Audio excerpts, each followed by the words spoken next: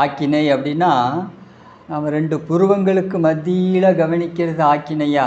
உண்மையான நாம் தவம் பண்ண வேண்டிய இடமும் பிட்யூட்டரி கிளாண்டு தான்.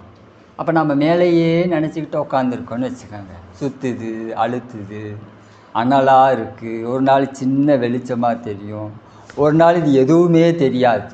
நான் உட்காந்து தவந்தான் பண்ணுறோமான்னு நமக்கே தோணும்.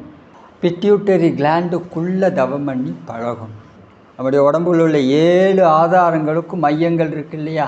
மூலாதாரம், சுவாதிஷ்டானம், மணிப்பூரகம், அநாகதம், விசுக்தி, ஆக்கினை, துரியம். இந்த 7 மையங்களுக்கும் சென்ட்ரு பாயிண்ட்டுன்னு ஒன்று இருக்குது. அந்தந்த கிளாண்டுகளுக்குள்ளே போய் நாம் தவம் செய்ய வேண்டும்.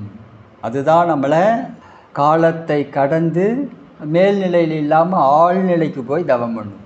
அப்போ ஆழ்நிலைக்கு நாம் போய் தவம் பண்ணுறதுக்கு இது மாதிரியான பயிற்சியை மேற்கொள்ள வேண்டும்.